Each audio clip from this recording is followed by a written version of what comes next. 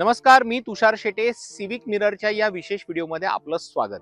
तुम्ही जर रोज मुंबईवरनं पुण्याला प्रवास करत असाल, चाकरमानी असाल, व्यवसायानिमित्त 8 दिवसातनं 2-4 वेळा तुमची पुण्याला जर फेरी होणार असेल किंवा कधीही विकेंडसाठी तुम्ही पुण्याला यायचा प्लॅन करत असाल, तर सगळ्यात आधी तुम्ही काय करता?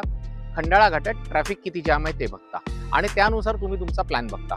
मात्र भविष्यामध्ये गुगल मॅपवरनं तुम्हाला खंडाळा घाटातलं ट्रॅफिक हे नाहीसं झालेलं दिसणार आहे.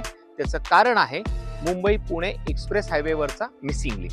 आता हा मिसिंग लिंक प्रोजेक्ट नेमका काय आहे, त्याला मिसिंग लिंकच नाव का दिलं आणि तो आत्ताच पुढे का आला आणि तो कधीपासून चालू होणार आहे, ही सगळी माहिती तुम्हाला या व्हिडिओमध्ये देणार आहे. त्यामुळे हा व्हिडिओ शेवटपर्यंत पाहत राहा. आपल्या सगळ्यांना माहिती आहे की ज्यावेळेला मुंबई पुणे एक्सप्रेस हायवे सुरू झाला होता, सुरुवातीच्या काळामध्ये लोकांना हा प्रवास प्रचंड आवडायला लागला होता, कारण की हा प्रवास प्रचंड सुपरफास्ट होता. जुन्या मुंबई पुणे हायवेवरनं यायचं जर म्हटलं तर या प्रवासाला किमान 5 ते 6 तास लागत होते आणि घाटामध्ये जर ट्रॅफिक मिळालं तर ट्रॅफिकचा वेळ हा वेगळाच. पण जेव्हापासून एक्सप्रेसवे सुरू झाला तेव्हापासून मुंबई पुण्याचं ट्रॅफिकचं अंतर हे जवळपास फक्त 3 ते 4 तासांवरती आलं होतं. मात्र जसजशी वाहनांची गर्दी वाढू लागली तसं पुन्हा एकदा खंडाळा घाटामध्ये लोणावळ्याजवळ बॉटलनेक व्हायला लागला आणि ट्रॅफिक जाम होऊ लागलं. लोकांना याचं महत्व कळलं. आधीपर्यंत फक्त काही लोकांसाठी किंवा छोट्या कारसाठी, बसेससाठी हा एक्सप्रेस हायवे जो होता त्यावरनं मोठ्या प्रमाणात माल वाहतूक देखील सुरू व्हायला लागली, कारण की या सगळ्या माल वाहतूकदारांच्या लक्षात आलं की एक्सप्रेस हायवेवरनं गेल्यामुळे वेळ वाचतो. तुम्हाला जर व्यवस्थित आठवत असेल तर सुरुवातीला एक्सप्रेस हायवे हा फक्त लहान वाहनांसाठी होता आणि तिथून मोठ्या वाहनांना वाहतूक करायला परवानगी दिली जात नव्हती किंवा टोलमुळे त्यांना ते परवडत नव्हतं. पण घाटात असलेल्या ट्रॅफिकमुळे त्यांच्या ज्या इंधनाचं वेस्टेज जात होतं त्यापेक्षा त्यांना टोल परवडायला लागला. आणि आपल्याला माहिती आहे की एकदा तिथून हेवी व्हेकलची ट्रॅफिक सुरू झाली की पुन्हा ती सतत सुरूच राहते आणि नंतर जसजसा काळ गेला तसं या मार्गावरची वाहतूक प्रचंड वाढायला लागली.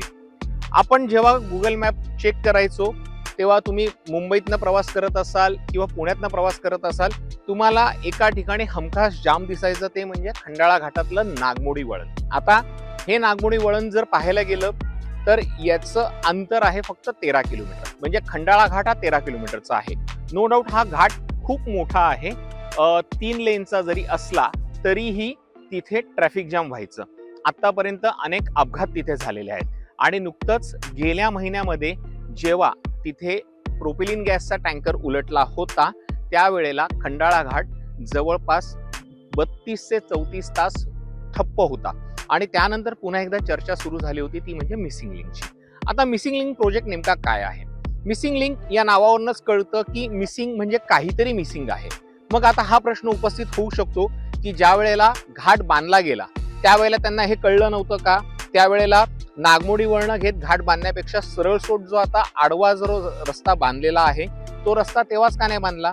तर त्यावेळेला खर्च प्रचंड वाढत होता. त्यावेळेचा मिसिंग लिंक बांधण्यासाठीचा येणारा खर्च आणि आत्ताचा खर्च यामध्ये नक्कीच तफावत आहे.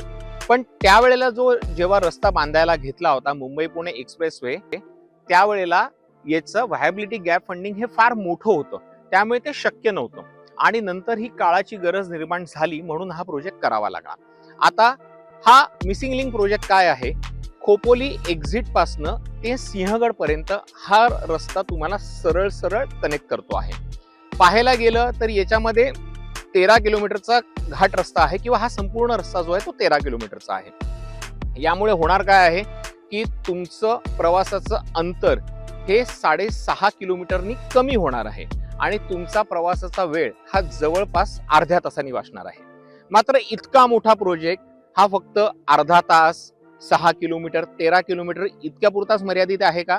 तर अजिबात नाही. स्थापत्यशास्त्रीचा एक अद्वितीय नमुना असा आहे, कारण की ज्या पद्धतीनं हा घाटामध्ये हा मिसिंग लिंक प्रोजेक्ट बांधला गेलेला आहे त्यानं तंत्रज्ञानाची ताकद तर दाखवून दिलेलीच आहे आणि त्याचसोबत राजकारण्यांची इच्छाशक्ती दाखवून दिलेली आहे. आणि या प्रोजेक्टमुळे फक्त महाराष्ट्राचं नाही, मुंबई पुण्याचं नाही, तर अख्ख्या भारताचं नाव हे जगभरात पोहोचलेलं आहे. याचं कारण म्हणजे की या जो मिसिंग लिंक वरचा जो केबल स्ट्रेट ब्रिज आहे हा जगातला सगळ्यात उंच ब्रिज मानला जातो. म्हणजे अगदी दरीपासून त्याची हाईट बघायला गेलं तर तो मोठा आहे. त्याचबरोबर या मिसिंग लिंक मध्ये 2 टनेल आहेत.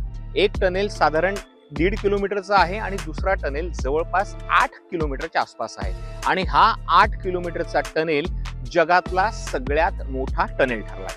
त्यामुळे आतापर्यंत तुम्हाला मिसिंग लिंक म्हणजे फक्त वाहतूक कोंडी कमी करणारा एक जो रस्ता वाटत होता, त्याविषयी तुम्हाला आता ही माहिती मिळाल्यानंतर तुम्हाला किती अभिमान वाटतोय. आणि याच मिसिंग लिंक वरनं आता तुम्ही 1 तारखेपासून प्रवास करू शकणार आहात. आता मिसिंग लिंक मानला गेलेला आहे, प्रोजेक्ट मोठा आहे, मग टोल मध्ये काही वाढ होणार आहे का? तर अजिबात नाही. टोलचे रेट आहेत तेच ठेवले गेलेले आहेत. टोलची किंमत आहे तशीच ठेवली गेलेली आहे. मात्र यात एक मेक आहे. जी माहिती मिळते आहे आरटीआय कार्यकर्त्यांकडनं, जे इनपुट्स मिळालेले आहेत त्यानुसार मुंबई पुणे एक्सप्रेस हायवेवरचा टोल हा 2027ला संपणार होता. म्हणजे 2027 पासून म्हणजे अगदी पुढच्या वर्षापासून मुंबई पुणे एक्सप्रेस हायवेवरनं तुम्ही अगदी फुकटमध्ये प्रवास करू शकला असता.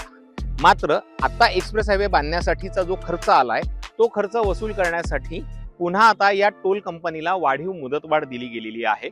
त्यामुळे आता पुढचे आणखी काही वर्ष आपल्याला टोल भरावा लागणार आहे.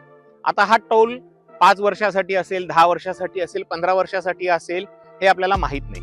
तोपर्यंत भविष्यामध्ये पुन्हा वाहनांची गर्दी वाढू शकते आणि पुन्हा कदाचित अशाच एका मिसिंग लिंकची गरज पडू शकते. म्हणजे पुन्हा एकदा असाच नवीन कुठला तरी प्रोजेक्ट आणला जाईल ज्याच्यामुळे टोल पिरियड एक्सपांड केला जाईल, असं होऊ शकतं.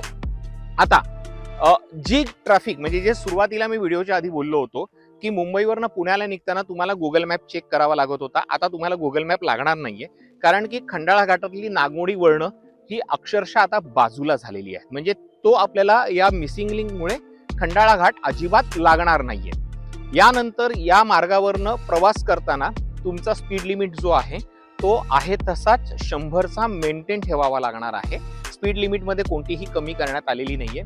एक आनंदाची बाब सध्या अशी आहे की सुरुवातीचे 6 महिने म्हणजे 1 मे 2026 पासून ते 6 महिने म्हणजे कदाचित डिसेंबर पर्यंत या मार्गावरनं हेवी व्हेकल्स आणि केमिकल किंवा एक्सप्लोजिव्ह मटेरियल नेणाऱ्या व्हेकलना पूर्णपणे बंदी असणार आहे.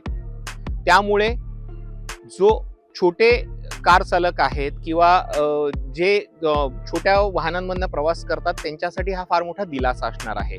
जी माहिती आता सरकारकडनं मिळते त्यानुसार कदाचित यामध्ये बस ज्या असतील म्हणजे राज्य शासनाच्या बसेस असतील, लक्झरी बसेस असतील, त्यांना कदाचित सूट दिली जाऊ शकते. मात्र ते बघितलं जाणार आहे. पण एक गोष्ट नक्की आहे की पुढचे 6 महिने तरी या मार्गावरनं हेवी व्हेकल्स कोणत्याही जाणार नाहीयेत आणि त्या जर गेल्या तर त्यांच्यावर कारवाईही नक्कीच होणार आहे. त्यामुळे आता मुंबई पुण्याचा प्रवास जे आपण म्हणत होतो की कुछ मिनिटो में किंवा विना सायाचा प्रवास शक्य होणार आहे का, तर तो आधीही होता. मात्र तो आधीचा प्रवास हा नवी मुंबई ते रावेत इथपर्यंत कनेक्टेड होता. कारण की रावेतमध्ये आल्यानंतर पुन्हा ट्रॅफिक जॅमचा सामना करावा लागत होता आणि घाटामध्ये ट्रॅफिकमुळे आपल्याला जो वेळ जावा लागत होता तो वेगळा होता. मात्र आता एक गोष्ट नक्की झालेली आहे की आता घाटातलं ट्रॅफिक संपणार आहे. त्यामुळे मुंबई पुण्याचा प्रवास हा सुखकर होणार आहे. मात्र एक गोष्ट नक्की आहे की तुम्हाला या पावसाळ्यामध्ये खंडाळा घाटाची मजा कदाचित अनुभवता येणार नाहीये. कारण की तुम्ही आता 1 तारखेपासून जेव्हा तुम्ही मुंबईहून पुण्याला याल किंवा पुण्याहून तुम्ही मुंबईला जाल तेव्हा तुमचा खंडाळा घाट हा पूर्णपणे बायपास झालेला असेल. तुम्हाला 1 तारखेला म्हणजे या प्रोजेक्टच्या इनॉग्रेशनच्या पहिल्याच दिवशी या मिसिंग लिंक वरनं प्रवास करायला आवडेल का? आम्हाला कमेंट करून नक्की सांगा. तुर्तास इथेच थांबतोय. पाहत राहा सिविक मिरर.